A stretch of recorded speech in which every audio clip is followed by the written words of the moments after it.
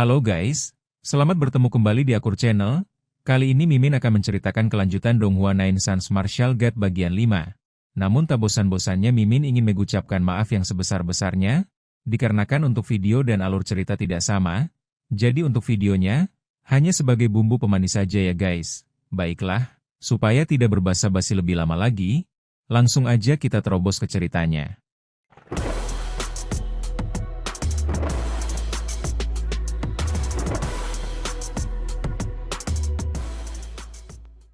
Pada episode sebelumnya diceritakan, Ye Yunfei memasuki hutan binatang surgawi dan menemukan belati lusuh yang ternyata sangat langka. Ia mengubahnya menjadi senjata kuat lalu berburu monster demi kekuatan. Di tengah perebutan bunga 7 dewa, ia bertindak tenang, merebut bunga, membunuh monster kuat, lalu berkultivasi hingga menjadi jauh lebih kuat dan siap menghadapi musuh. Baiklah kita lanjutkan ke cerita selanjutnya.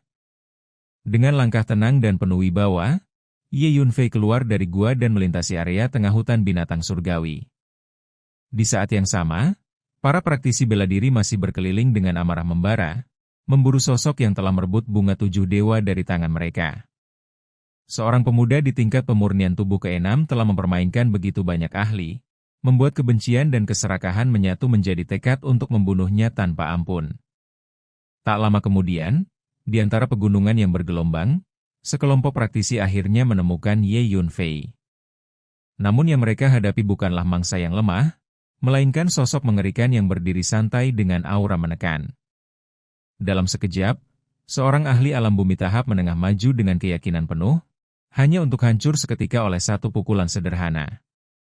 Tubuhnya meledak tanpa ampun, membuat para pengejar lainnya terpaku dalam ketakutan. Tanpa memberi kesempatan bernapas, Ye Yunfei menyerbu. Tinju-tinjunya melesat seperti meriam, menghancurkan tubuh demi tubuh dalam waktu singkat. Tidak peduli apakah lawannya mencoba melawan atau melarikan diri, semuanya berakhir sama. Dalam hitungan napas, lereng bukit berubah menjadi ladang kematian, dipenuhi sisa-sisa tubuh, sementara Ye Yunfei berdiri sendirian tanpa setitik luka. Dengan kepuasan mendalam, Ye Yunfei menyadari betapa luar biasanya kekuatan fisik yang kini ia miliki. Pengalaman hidup masa lalunya membuatnya menyesali pengabaian latihan tubuh, namun kehidupan ini memberinya kesempatan untuk menebus segalanya. Menyadari bahwa kompetisi pertambangan 4 ras di Kota Bulan Purnama sudah dekat, ia pun memutuskan untuk kembali, melangkah keluar dari hutan dengan keyakinan penuh. Di sepanjang jalan, beberapa kelompok praktisi lain mencoba menghalangi jalannya. Namun semuanya lenyap hanya dengan satu pukulan. Para ahli yang disebut-sebut tangguh di alam bumi awal dan menengah tak lebih dari debu di hadapannya. Hingga akhirnya, Ye Yunfei berhenti di tepi hutan, merasakan kehadiran tersembunyi yang mengintainya sejak lama. Dari balik pepohonan, 6 pembunuh bayaran muncul, dikenal sebagai 6 hantu dari kelompok tentara bayaran angin Yin.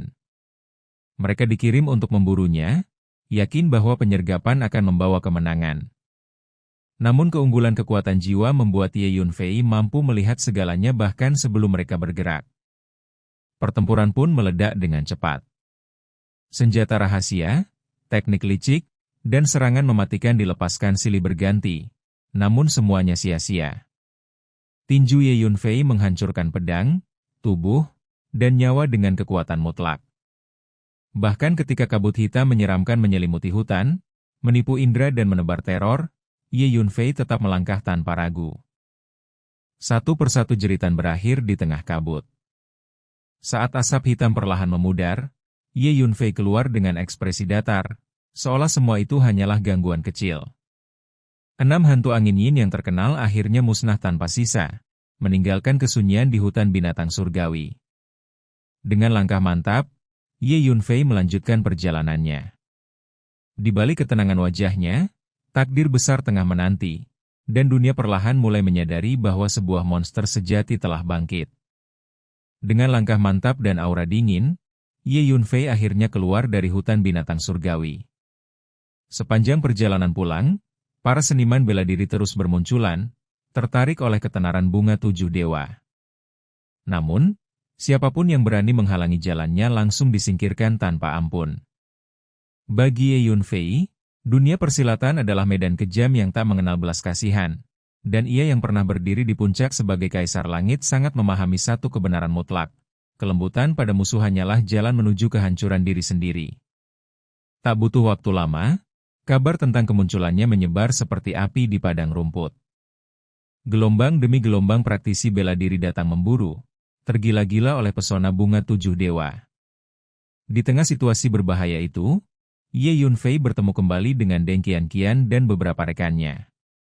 Kepedulian tulus terpancar dari mereka yang memperingatkannya tentang ancaman para ahli alam bumi.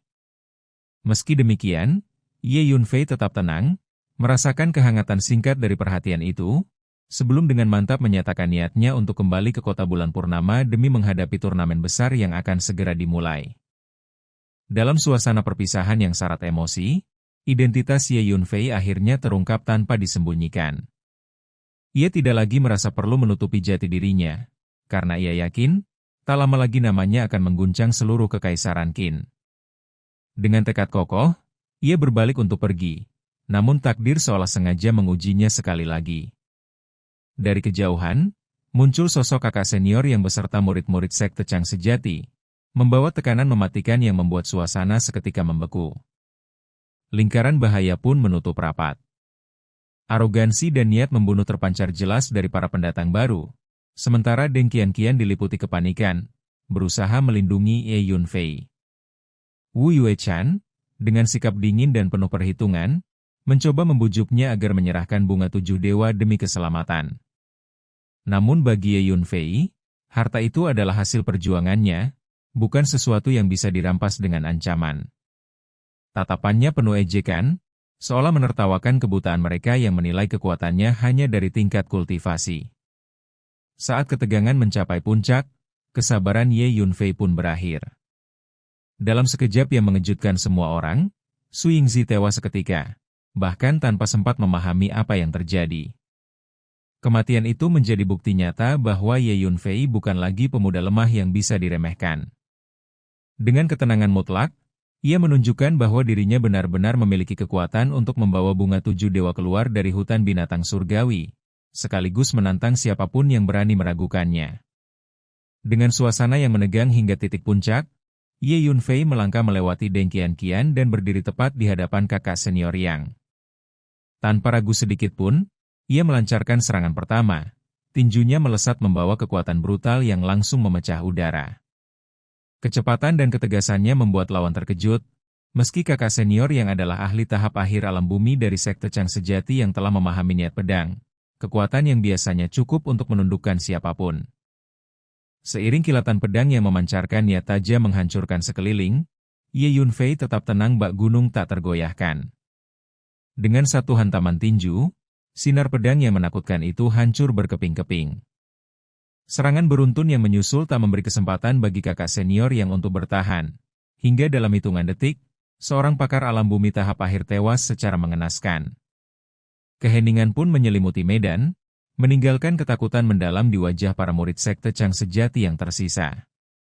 Dalam ketenangan setelah badai, Ye Yunfei menunjukkan keyakinan mutlak pada kekuatan fisiknya yang mendominasi. Ia tak lagi dipandang sebagai kultivator pemurnian tubuh biasa, melainkan sosok yang mampu menumbangkan para ahli dengan mudah. Para murid sekte Chang sejati yang tersisa dilanda kepanikan dan melarikan diri tanpa menoleh ke belakang, menyadari bahwa mereka sama sekali bukan tandingannya. Dengan langkah ringan namun penuh tekad, Ye Yunfei meninggalkan hutan binatang surgawi. Deng Qianqian hanya bisa memandang kepergiannya dengan perasaan campur aduk, sementara Wu Yuechan akhirnya menyadari betapa besar kesalahannya telah meremehkan kekuatan Ye Yunfei. Kini semuanya menjadi jelas, bukan kebetulan Ye Yunfei memperoleh bunga tujuh dewa, melainkan karena ia memang pantas dan cukup kuat untuk memilikinya. Di luar hutan, Ye Yunfei terus bergerak tanpa hambatan, menyingkirkan setiap seniman bela diri yang masih berani mengejarnya. Setelah berjam-jam perjalanan, ia tiba di kota binatang surgawi, membeli kuda cepat, dan segera memacu langkah menuju kota bulan purnama. Waktu menjadi hal yang berharga, karena kompetisi penambangan empat ras semakin dekat. Namun, roda takdir kembali berputar. Tak lama setelah kepergian Ye Yunfei, Xiao Wuhen, tuan muda ketiga dari keluarga Perdana Menteri Xiao, memimpin pasukan besar untuk mengejarnya, berniat menutup semua jalan pelarian. Ancaman baru pun mulai mendekat dari belakang, membawa bayang-bayang konflik yang lebih besar. Sementara itu, di kota bulan purnama, keluarga Qin diliputi kegembiraan besar. Qin An akhirnya keluar dari masa pengasingannya, memancarkan aura dominan yang membuat seluruh kediaman bergemuruh. Kabar terobosannya ke tahap pertengahan alam bumi mengejutkan semua orang, melampaui ekspektasi dan membangkitkan harapan besar bagi kejayaan keluarga Qin.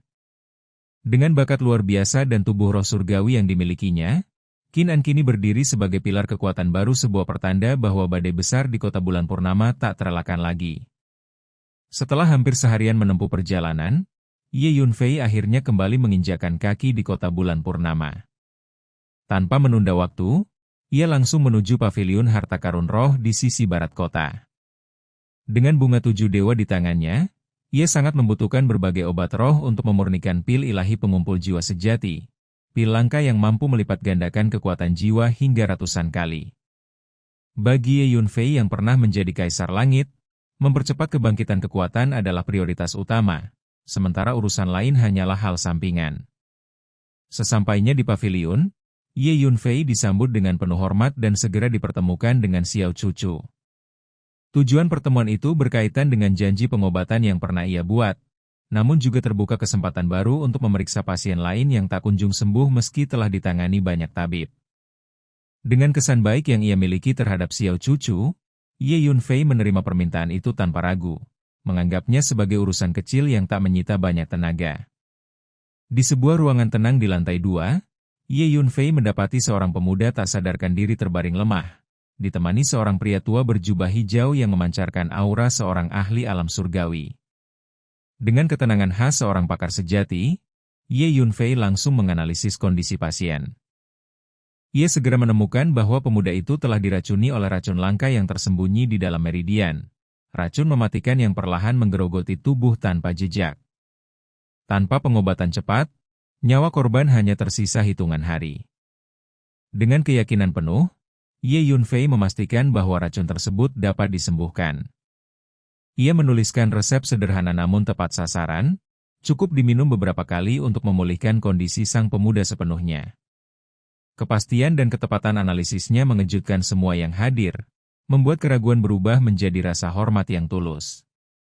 Setelah urusan pengobatan selesai, Ye Yunfei mengajukan permintaan untuk membeli sejumlah besar obat roh dengan sistem kredit.